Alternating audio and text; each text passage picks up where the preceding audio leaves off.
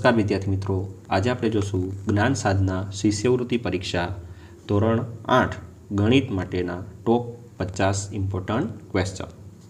બરાબર, તો એમાંનો પહેલો ક્વેશ્ચન છે 2.3 વ્યસ્ત સંખ્યા શું થાય. બરાબર, તો પહેલાં તો આપણને આ જે મિશ્ર અપૂર્ણાંક આપેલો છે એને આપણે કેમાં ફેરવવો પડશે? સાદા અપૂર્ણાંકમાં ફેરવવો પડશે. બરાબર, તો આપણે અહીંયા પહેલાં સાદા અપૂર્ણાંકમાં ફેરવીએ તો 5 દુ 10, 10 ને 3 13, એટલે 13/5 થાય. બરાબર, હવે આ જે મિશ્ર અપૂર્ણાંકને સાદા અપૂર્ણાંકમાં ફેરવી નાખ્યો એનો આપણે શું લેવાનું છે? વ્યસ્ત લેવાનો છે. તો 13/5 છે એનો વ્યસ્ત શું થાય? તો કે 5/13 થાય. બરાબર, તો આપણો આન્સર આવશે 5/13. ક્લિયર? નેક્સ્ટ ક્વેશ્ચન, 7/7 એ સંખ્યા રેખા પર કયા બિંદુ વડે દર્શાવાય છે?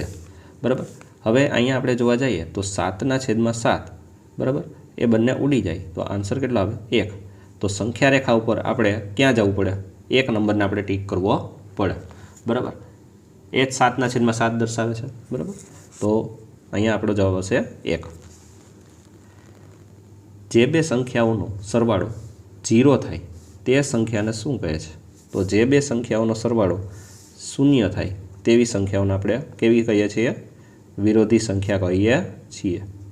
બરાબર, આપણે જ્યાં ખ્યાલ છે કે 3 + -3 કરીએ તો શું આન્સર આવે? 0 આવે. તો આ વિરોધી સંખ્યાનો સરવાળો શું થાય? 0 થાય. નેક્સ્ટ ક્વેશ્ચન, 3/7 બરાબર ખાલી જગ્યાના નીચે 21 છે છેદમાં. બરાબર, તો બોક્સમાં શું આવે એવું અહીંયા પૂછેલું છે. તો અહીંયા આપણે જોવા જઈએ તો 7 અને 21નું રિલેશન છે એ શું છે? તો 7માંથી 21 કઈ રીતે બન્યા? તો કે ગુણ્યા 3. બરાબર, 7 તેરી 21. તો નીચે ગુણ્યા 3 કરેલા છે તો ઉપરે આપણે ગુણ્યા કેટલા કરવા પડશે? 3 જ કરવા પડશે. તો 3 તેરી કેટલા થશે? 9. બરાબર, તો અહીંયા આપણો જે બોક્સ છે બોક્સ એની જગ્યાએ આપણો આન્સર આવશે 9 આવશે. ક્લિયર? નેક્સ્ટ ક્વેશ્ચન, 1/6 વિરોધીની વ્યસ્ત સંખ્યા ખાલી જગ્યા થાય. તો પહેલાં તો આપણે 1/6 વિરોધી સંખ્યા લેવાની. વિરોધી એટલે કે નિશાની ફરે, પ્લસ હોય તો માઇનસ થાય, માઇનસ હોય તો પ્લસ. અત્યારે આપણને પ્લસ આપેલા છે એટલે અહીંયા કેવા કરી નાખશું આપણે? માઇનસ. આ તો વિરોધી થઈ ગઈ. હવે આનો આપણે શું લેવાનો છે? વ્યસ્ત લેવાનો છે.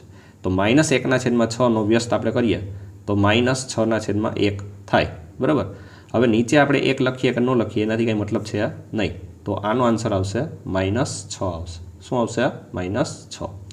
તો 1/6 વિરોધીની વ્યસ્ત સંખ્યા -6 થશે. ક્લિયર?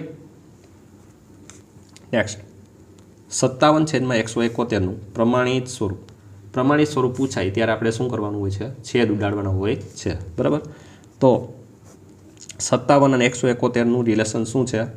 તો કે 19 તેરી 57 અને 19 નવા 171. 19 કેન્સલ થઈ જાય.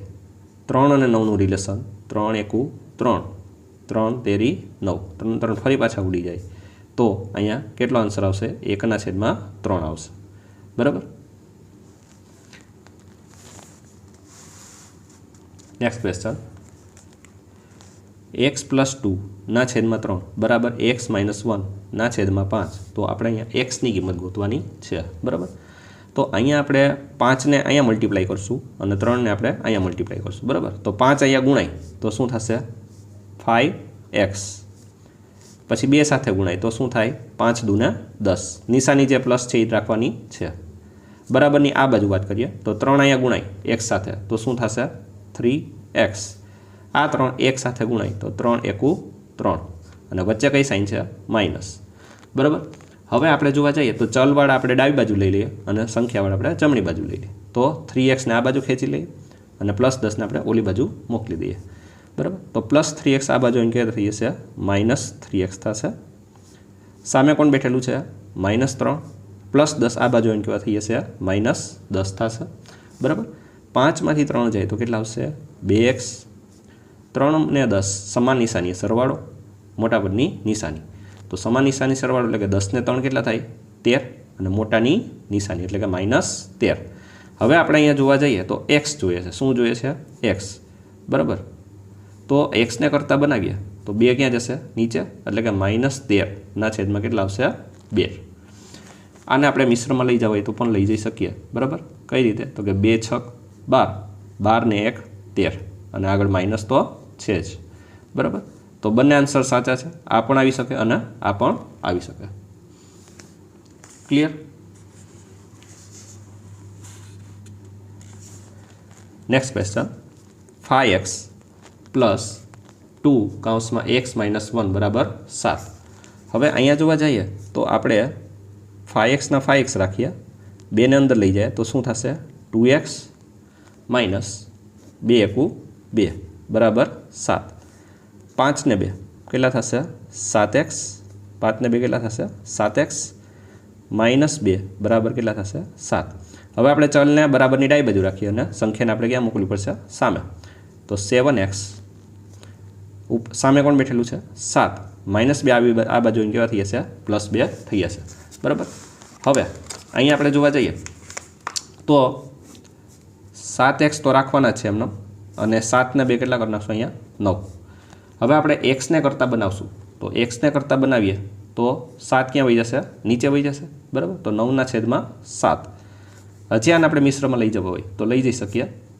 7 × 7, 7માં કેટલા નાખીએ તો 9 થાય? તો કે 2, બરાબર. તો ફાઇનલ આન્સર આપણો x બરાબર કેટલા આવશે? 1.2 આવશે. ક્લિયર? નેક્સ્ટ ક્વેશ્ચન, ASME બાજુવાળા ચોરસનું ક્ષેત્રફળ શું થાય? તો ભાઈ ચોરસ છે, બરાબર. ચોરસ છે, એની દરેક બાજુનું માપ કેવું હોય? A હોય, બરાબર, સમાન છે. તો અહીંયા ક્ષેત્રફળ છે. ક્ષેત્રફળ એટલે કે લંબાઈ ગુણ્યા લંબાઈ. તો લંબાઈ આપણને કેટલી આપેલી છે અહીંયા? A. તો A ગુણ્યા A. તો A ગુણ્યા A કરશું એટલે આપણે શું થઈ જશે? A² આવશે. તો આપણો આન્સર આવશે A². નેક્સ્ટ, ઝેડના 3 ગણામાંથી 5 બાદ કરતાં 10 મળે છે, સમીકરણ બનાવો. તો ઝેડના 3 ગણા એટલે કે 3z. ઝેડના 3 ગણા એટલે કે 3z. 5 બાદ કરતાં એટલે કે -5. 10 મળે છે, આન્સર છે, બરાબર. તો આન્સર હંમેશા ક્યાં હોય? બરાબરની જમણી બાજુ. તો 10. તો આપણને સમીકરણ બનાવવાનું કીધું, તો સમીકરણ બની ગયું 3z - 5 = 10. આપણો જવાબ આવશે.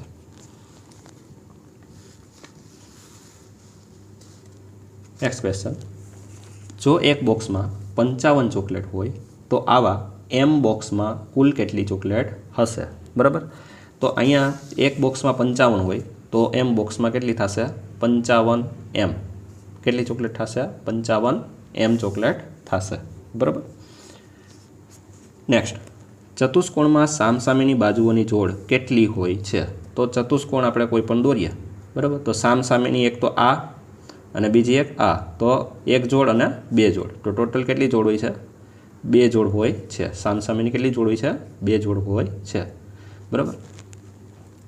નેક્સ્ટ, નિયમિત પંચકોણમાં દરેક બહિષ્કોણનું માપ કેટલું હોય?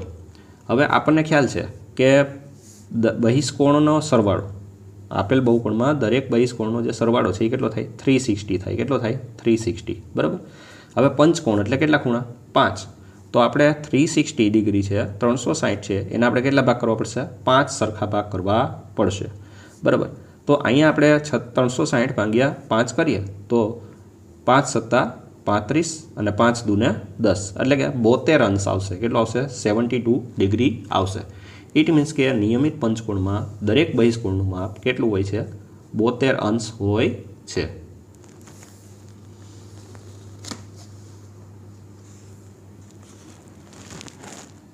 નેક્સ્ટ ક્વેશ્ચન,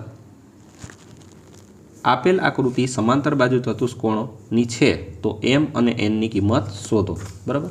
તો અહીંયા આપણે સમાંતર બાજુ ચતુષ્કોણની એક પ્રોપર્ટી છે, બરાબર, કે સામસામેની બાજુઓના માપ કેવા હોય છે? સરખા હોય છે, બરાબર. એટલે કે આ બાજુ સરખી અને આ બાજુ સરખી. તો આપણે બંને બાજુને સરખાવવાની છે, ઓકે. ચાલો, તો પહેલાં આપણે આ બાજુને સરખાવશું. તો 5m + 1 બરાબર કેટલા છે? 11. 5m + 1 બરાબર કેટલા છે? 11. હવે આપણે અહીંયા +1 ને સામે જવા દઈએ તો 5m = 11 +1 આ બાજુને કેવા થઈ જશે? -1. એટલે કે 5m = 10.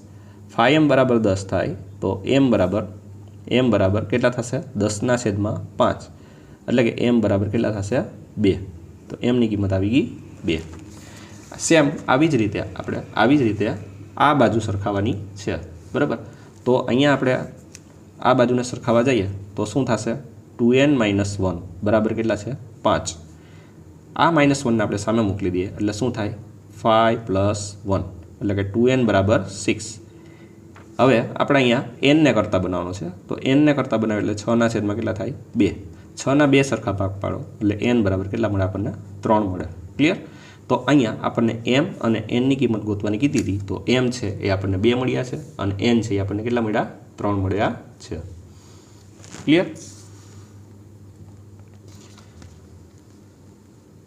નેક્સ્ટ ક્વેશ્ચન બહિષ્કોણ x નું મૂલ્ય શોધો તો અહીંયા આપણને ત્રિકોણમાં 3 બહિષ્કોણ હોય જેમાંથી 2 બહિષ્કોણ આપણને આપેલા છે 120 અને 110 તો આપણને ખ્યાલ છે કે બહિષ્કોણના ત્રણેય ખૂણાનો સરવાળો બધા ખૂણાનો સરવાળો કેટલો થાય 360 થાય છે એટલે કે 120 degree plus 110 degree plus x બરાબર કેટલો થવો જોઈએ 360 અંશ થવો જોઈએ બરાબર હવે આપણે 120 અને 110નો સરવાળો કરીએ તો થશે 230 અંશ પ્લસ x બરાબર 360 અંશ આ 230ને આપણે સામે મોકલી દઈએ તો થશે 360 અંશ માઇનસ 230 અંશ તો 360માંથી 230 જાય તો કેટલા રહેશે 130 અંશ આવશે બરાબર તો x ની કિંમત કેટલી આવી 130 ડિગ્રી આવી ક્લિયર